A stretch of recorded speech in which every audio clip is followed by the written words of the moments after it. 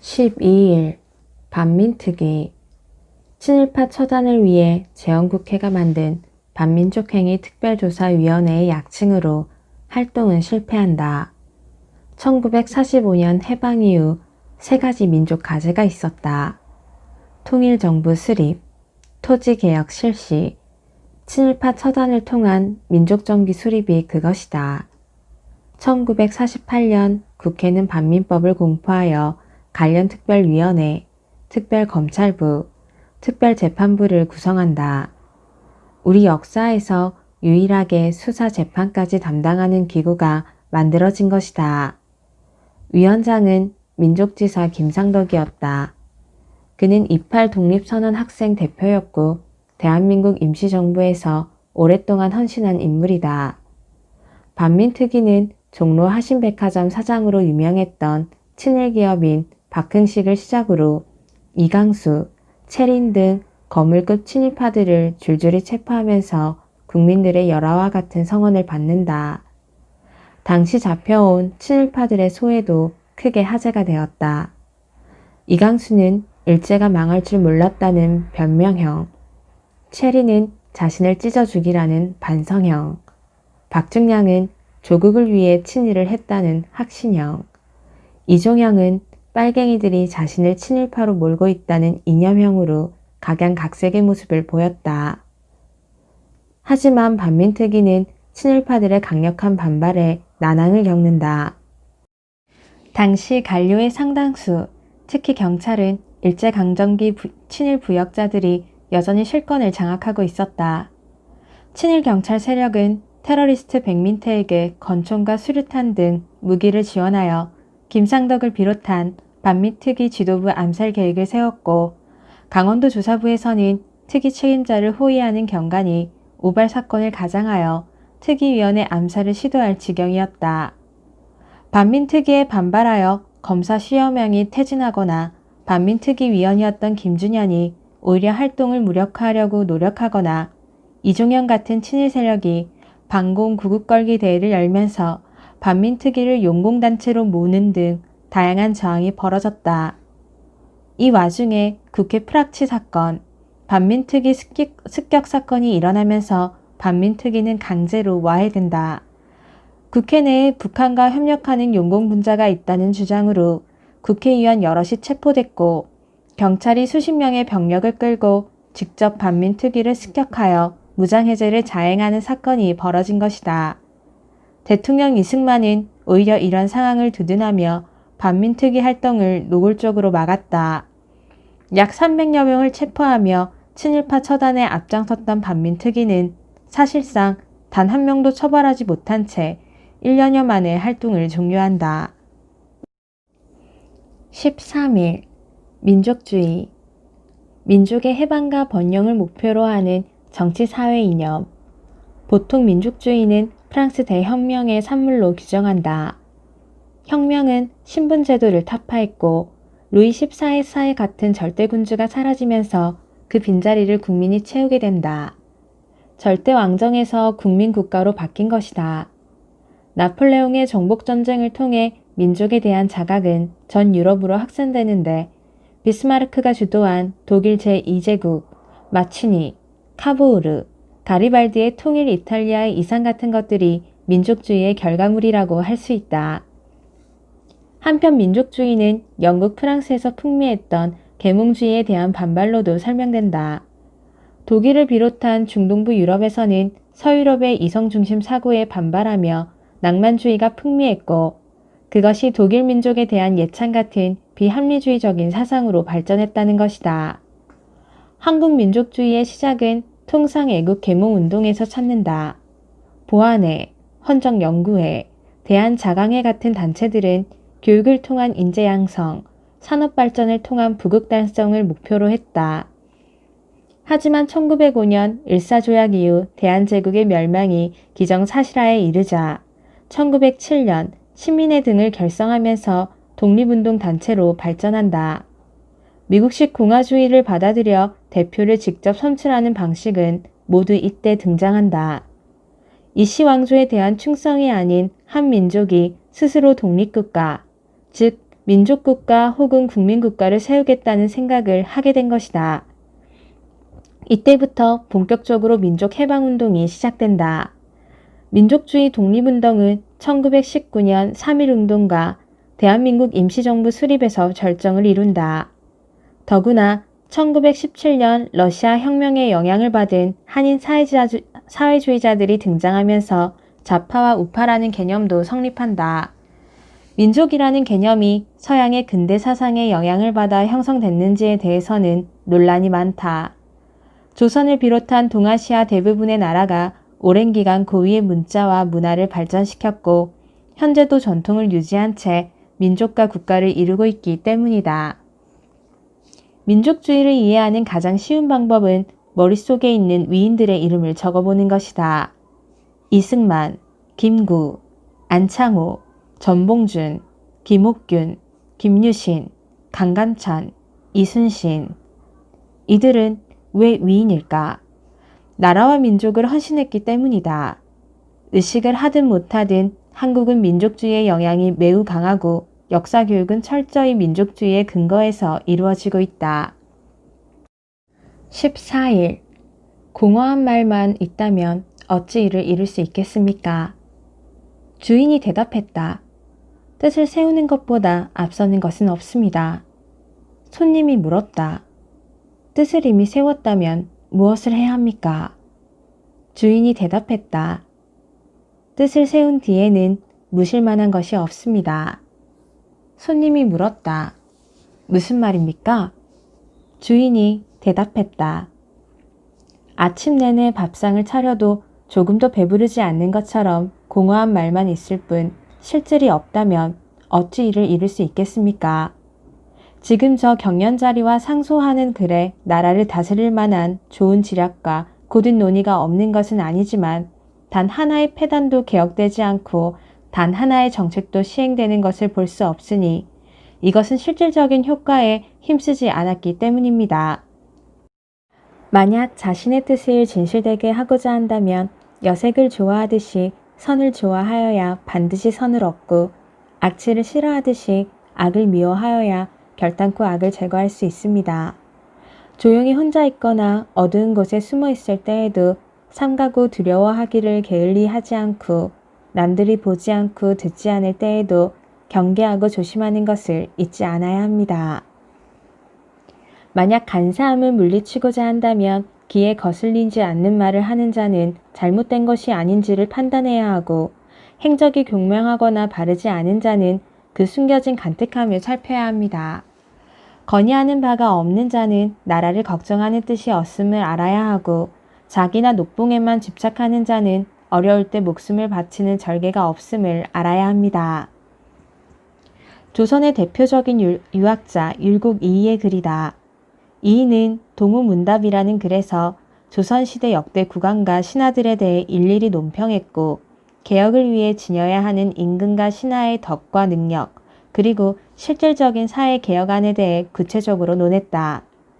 담대하고 자신만만하면서 동시에 민생을 개선하고 백성을 구하고자 하는 적극적인 의지를 가졌던 호방한 선비의 모습이다.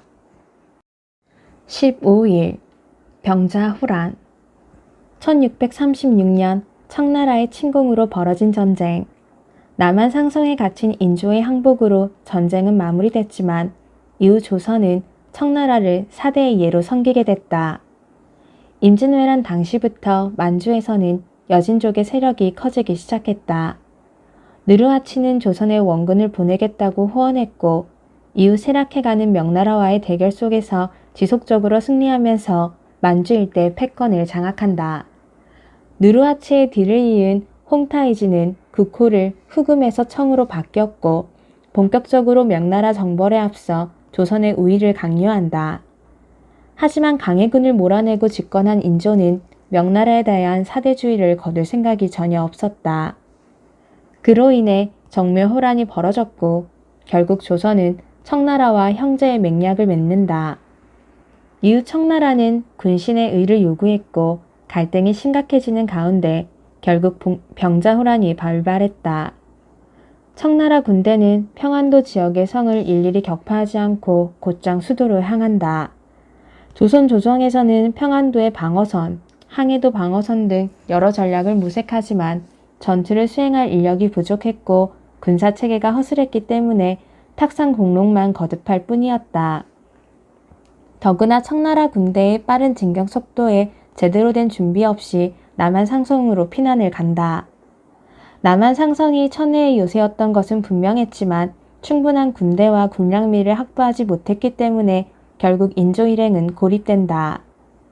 인조를 구원하기 위해 각지에서 강군과 의병이 몰려오지만 모조리 격파당했고 강화도도 쉽게 함락당한다. 최명길은 거듭 하의를 주장하며 목숨 걸고 청나라 막사를 오갔고 김상원을 비롯한 주전파는 최후 결전을 주장했다. 당시 주전파의 영향력은 막강했지만 그다지 현실적인 방략은 아니었다.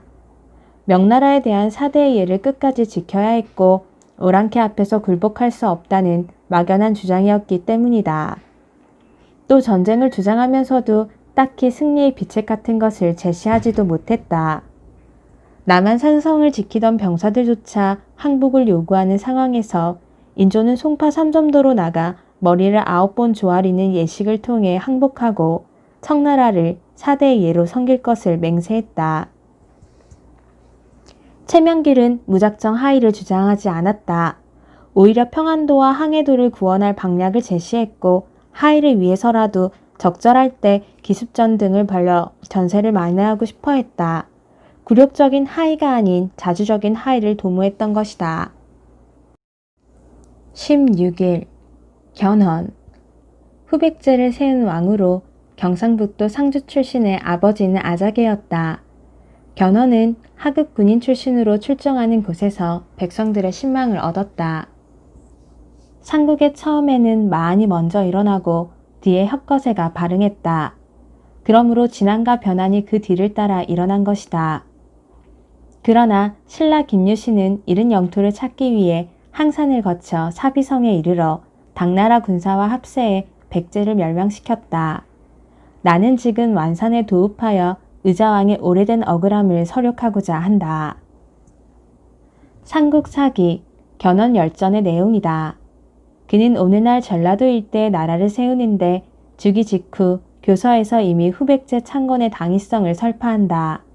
사만 중 마한이 으뜸이고 마한을 계승한 것이 백제인데 신라에 의해 백제가 망했기 때문에 다시 백제를 세우겠다는 주장이다.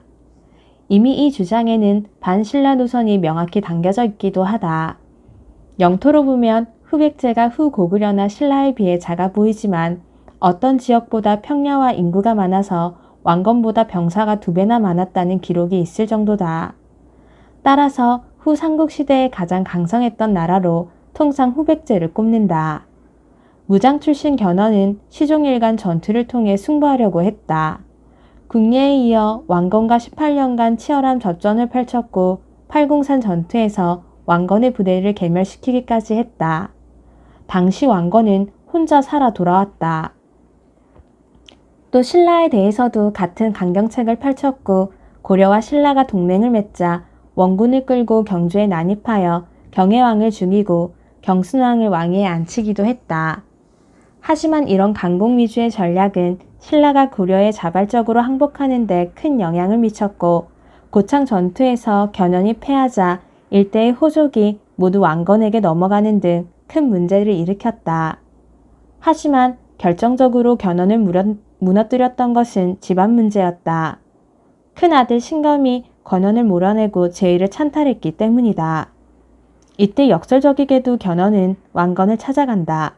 그리고 936년 평생을 다툰 왕건과 함께 신검토벌에 나선다. 결국 스스로 세운 나라를 스스로 무너뜨린 후 얼마 되지 않아 깊은 고뇌 속에서 등창에 걸려 죽고 말았다. 17일 부석사. 경북 영주에 있는 사찰로 의상이 세웠다. 의상은 원효와 더불어 한국 불교사에서 가장 중요한 인물이다. 원효와 함께 당나라 유학을 떠났고 당나라에서 크게 흥기하던 하엄종에 입문하여 이대 종사지엄에게 배우며 큰 깨달음을 얻었다. 의상이 수도하는 동안 한 여인이 의상을 깊이 연모했으나 결국 뜻을 이루지 못하고 안타까워하며 물가에 뛰어들어 자결한다. 이후 의상이 수도를 마치고 서해를 건너 돌아오는 길에 풍랑에 휩싸이자 자결한 여인이 용신으로 거듭나서 그를 안전하게 신라까지 모셨다고 한다. 돌아와서도 의상에 대한 기존 불교 교단의 저항은 심했던 듯하다. 특히 부석사를 지을 때 온갖 방해가 있었다고 하는데 용신이 된 여인은 큰 돌을 들어 올리는 이적을 일으켜서 의상을 도왔다고 한다. 그렇게 지어진 사찰의 이름이 뜰부, 돌 석자를 사용한 부석사다. 설화 같은 이야기지만 그만큼 의상이 고승으로 인정을 받았기 때문에 남아있는 일화라고 볼 수 있다. 부석사는 무량수전의 베을린기 등 조사당 벽화 등 문화재가 가득한 곳이기도 하다. 무량수전은 봉정사 근락전과 더불어 현존하는 가장 오래된 건축물 중 하나다. 기둥의 중앙부를 좀 더 도톰하게 만들어서 건축물의 안정감과 유려함을 더하는 베을린 기둥이 유명하고 주심포식 건축물의 대표적인 예로 소개된다. 사실 부석사는 위치의 미학으로 많은 학자의 찬사를 받곤 한다. 태백산맥에서 소백산맥이 발원하는 자리에 위치하기 때문에 오르기는 힘들지만 한 번 오르면 잊을 수 없는 풍광을 누릴 수 있기 때문이다. 애초에 사찰이 산속에 있었던 것은 아니다. 삼국시대 때는 대형 사찰이 수도의 중앙에 위치했고 절과 탑의 규모가 엄청났다. 하지만 선종이 등장하고 조선시대 불교 탄압 정책이 강화되는 등 여러 가지 이유로 산사가 발전하게 됐다. 주심포식은 기둥 상단부에만 화려한 포를 만들어 넣는 방법이다. 처마 밑에 아름다운 포를 연이어 만들어 넣는 다포식과는 양식이 다르다. 한국 불교를 상징하는 삼부사찰은 경남 양상의 통도사, 경남 합천의 해인사, 전남 순천의 송광사다. 삼보는 불, 법, 승을 의미한다. 통도사는 신라시대 자장이 창건한 절로 부처님의 사리를 보관한 곳이다. 해인사는 대장경, 즉 부처님의 말씀을 보관한 곳이다. 송광사는 진을 해신과 같은 명승을 많이 배출했기 때문에 승려를 상징하는 사찰이 됐다. 충북 보은의 법주사, 충남 공주의 마곡사, 경북 안동의 봉정사, 전남 순천의 서남사 등 총 7개의 사찰이 유네스코 세계유산에 등재됐다. 18일 무령왕릉. 백제 무령왕과 왕비의 능으로 충청남도 공주시 송산리 고분군에 있다. 무령왕릉은 기존의 백제 고분과 상당히 다르다. 백제는 고구려 계통의 이주민이 세운 정권이기 때문에 무덤 양식도 고구려를 계승했다. 하지만 무령왕릉은 벽돌 무덤으로 중국 남조의 양식을 따랐고 부장품의 상당수도 일본과 중국에서 건너온 것들이다. 무령왕은 6세기 초반에 동성왕이 살해된 후 집권한 왕이다. 백제는 4세기 근초 고왕 이래 줄곧 내리막길을 걷고 있었다. 특히 5세기 고구려의 강개토 대왕과 장수왕이 등장하면서 급속도로 위축된다. 백제 아신왕은 강개토 대왕에게 2차례나 큰 패배를 했고 장수왕 때는 수도와 한강 유역을 빼앗긴다. 백제는 한강 일대에서 발흥했고 경기도를 중심으로 충청도, 전라도까지 세력을 확대한 나라이기 때문에 장수왕의 남진 정책은 심각한 위기를 초래했다. 결국 오늘날에는 공주라고 불리는 웅진으로 피난을 왔으나 이후 수차례 국왕이 바뀌는 등 불안한 정국이 지속된다. 무령왕은 이런 난국을 타개하고자 각종 노력을 펼쳤다. 왕족을 대거 등려하거나 귀족 세력을 적절히 안배하는 등 정치 안정을 꾀하면서 수리시설 보급 등 농업 생산력 향상에 심려를 기울인다. 무엇보다 중국, 일본과의 적극적 외교를 통해 난국을 타개하고자 했는데 당시 중국은 크게 두 세력으로 분열돼 자웅을 겨루던 남북조 시대였다. 무령왕은 지리적으로 가까운 남조와 오랫동안 교류했던 일본과의 관계에 강화의 힘을 쓴다. 그런 시대 상황이 무령왕릉에 오롯이 반영됐는데 벽돌로 만든 무덤 양식은 물론 중국산 청자, 백자, 일본산 금강송까지 백제의 부흥 노력을 고고학적으로 확인할 수 있는 중요한 공간이다. 무령왕의 의지는 이후 성왕에게 계승된다. 그는 수도를 사비로 옮겼고 국호도 남부여로 바꾼다. 신라의 진흥왕과 연합하여 한강유역을 잠시 수복했지만 고구려와 신라의 책략에 의해 빼앗기고 만다. 이에 분노한 성왕은 간상성에서 신라와 전투를 벌이다 전사한다. 이때 간상성 성주가 김무력인데 김유신의 할아버지다. 19일 모내기법. 모내기법은 모판을 만들고 따로 모를 낸 후 벼를 키우는 방식으로 오늘날 농촌에서도 흔히 볼 수 있다. 다른 말로는 이양법이라고도 한다. 모내기법은 조선 전기만 해도 남부지방 일부에서 시행됐다. 수확량은 높았으나 가뭄이 들면서 한해 농사를 망칠 수 있는 우려 때문이었다. 하지만 조선 후기에 들어서 모내기법은 전국으로 확산되어 보편적인 농법으로 정착했다. 모내기법은 여러모로 유익했다.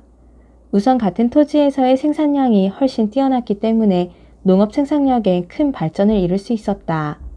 같은 노동력을 투입해 몇 배나 생산할 수 있는 기회가 도래한 것이다. 따라서 여유 있는 농민들은 토지를 빌리거나 매입하여 농사의 규모를 확대한다. 이를 강작이라 불렀다. 강작을 통해 성공한 농민들을 분홍이라 불렀는데 이들은 조선 후기 지방에서 세력을 장악하며 전통적인 양반 지주와 대립하는 등 사회 변동의 주요 세력으로 등장한다. 모내기법은 동시에 사회 모순을 강화시켰다. 강작이 행행하면서 농민층의 분화가 가속화되었고 분홍이 등장했지만 농업 경영의 실패에 임노동자가 되거나 상업 혹은 강업으로 직업을 옮기는 등 새로운 사회 현상을 발생시켰다. 한편 모내기 하는 동안에는 농토가 비어서 이때 보리를 경작할 수 있었다. 보리는 소작료 수치 대상이 아니었기 때문에 소작인들의 생계에 도움을 주기도 했다. 격렬한 사회 변화에도 불구하고 제도적 개선은 쉽게 이루어지지 않았다. 소작지의 절반 이상을 소작료로 내야 하는 당시의 심각한 경제 모순은 개선되지 않았고 일제시대에 들어서 더욱 가속화된다. 20일 실존주의 문학. 1950년대 후반 대한민국에서 가장 영향력이 강했던 문예사조로 지금도 교양문학으로 자리매김하고 있다.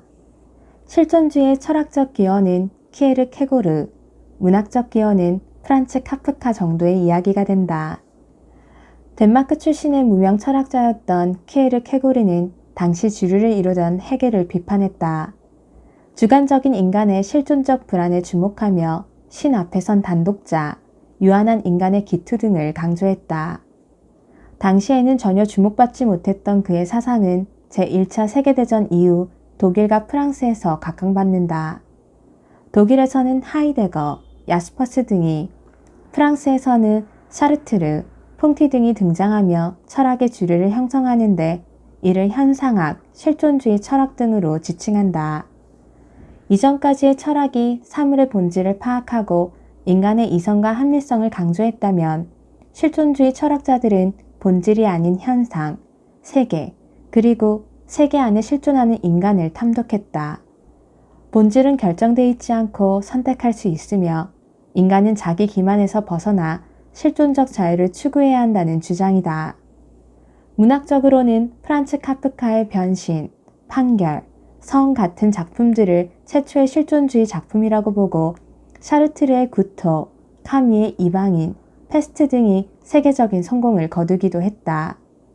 열심히 책을 읽는 척하지만 단지 그런 척하며 도서관을 다니는 인간, 단지 햇빛이 눈에 부셔서 사람을 쏘아 죽인 인간, 전염병이 창궐하는 자리에서 각자의 맹목성에 빠져드는 인간 등 한편으로는 부조리하고 비합리적이면서 다른 한편으로는 그 이상의 인간이고자 하는 실존주의적 세계관이 문학, 희곡 등으로 한 시대를 풍미했다. 제1차 세계대전 이후 세계적으로 큰 영향력을 행사한 실존주의는 우리나라에서도 인기가 많았다. 다만 1950년대에는 극히 허무주의적이고 간연적인 흐름으로 수용된 측면이 크다. 분단과 전쟁의 상처, 가난과 희망 없는 당시의 시대상과 결합하여 유럽에서 보여준 적극적이고 도전적인 모습은 찾기 힘들다. 하지만 이러한 문예적 상황에서 1960년대에는 무진기행을 쓴 김승옥, 강장을 쓴 최인훈 같은 걸출한 인물들이 등장하여 한국 소설의 새 장을 펼치기도 했다. 한국에서 실존주의를 논할 때 파스칼의 팡세, 톨스토이의 부활, 도스토옙스키의 죄와 벌, 니트의 자라투스트라는 이렇게 말했다를 언급할 때가 많다. 모두 학창시절 필독서로 꼽히는 책들이다. 21일 3.1 독립선언서. 우리는 이에 우리 조선이 독립국인과 조선인의 자주민임을 선언하노라. 이를 세계 만방에 알려 인류가 평등하다는 큰 뜻을 밝히며 이를 자손만대에 깨우쳐 민족마다 스스로 생존해야 한다는 정당한 권리를 영원히 누리도록 하노라. 반만년 역사의 건의에 기대어 이를 선언하는 것이며 2천만 민중의 정성을 합하여 이를 널리 밝히는 것이며 한결같이 항구적인 민족의 자유로운 발전을 위하여 이를 주장하는 것이며 인류다운 양심의 발로에 뿌리를 둔 세계 개조의 큰 기운에 순응하여 함께 나아가기 위하여 이를 제기하는 것이다.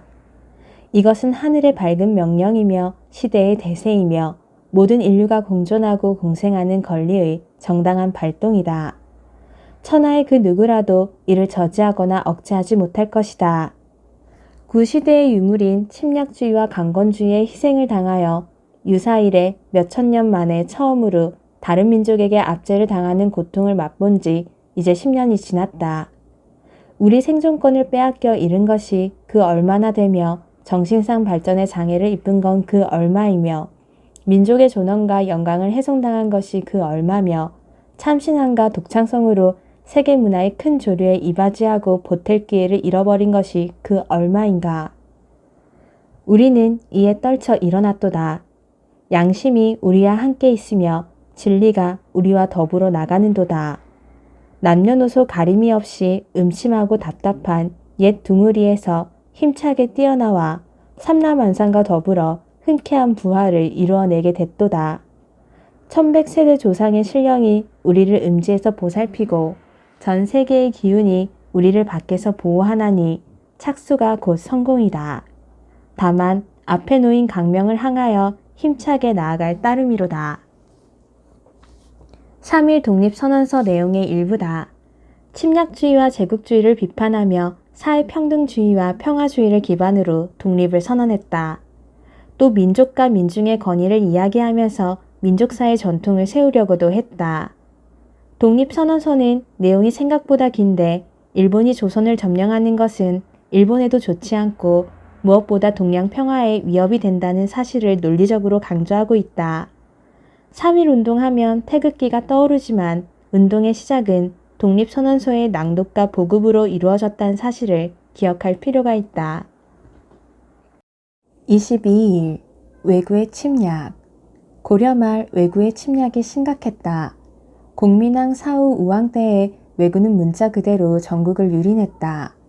동해, 서해, 남해의 모든 해안가가 약탈 대상이었고 내륙까지 쳐들어왔다. 왜구는 소규모 무리를 지어 국지적으로 침략하여 방어하기도 쉽지 않았다. 또 조선시대 때 왜구는 명나라의 동남 해안가를 강범위하게 약탈하기도 했다. 이에 대응하기 위해 조선은 지방군을 진간체제로 편성한다. 쉽게 말해 지역 단위 방어체제를 구축한 것이다. 예를 들어 왜구가 부산 일대를 공격하면 부산 일대에 편제된 진간이 왜구를 상대하는 식이다. 한 진간이 패배하면 주변의 진간이 맞서 싸우는 구조이니 부산 일대에 쳐들어온 왜구는 순차적으로 경상도의 부대를 상대할 수밖에 없었다. 하지만 이런 식의 대처법은 임진왜란 당시 큰 문제가 됐다. 일본이 4만 명이 넘는 정규군을 단숨에 파명하여 전면전을 일으켰기 때문이다. 대군이 주로 북방에서 밀려 내려온 경험을 반추하면 임진왜란은 한반도 역사에서 매우 예외적인 상황이었다. 결국 진간체제는 임진왜란을 통해 붕괴하고 말았다. 명나라는 왜구의 침략에 어떻게 대응했을까? 왜구는 주로 남중국 해안에 출몰했는데 우선은 해안가에 사는 주민들을 내륙으로 이주시켰다. 이는 조선도 마찬가지였다. 이른바 공도정책이라 불렸는데 섬의 백성을 살지 못하게 한 것이다. 이 때문에 조선 숙종 때는 독도를 두고 외교 분쟁이 발발하기도 했다.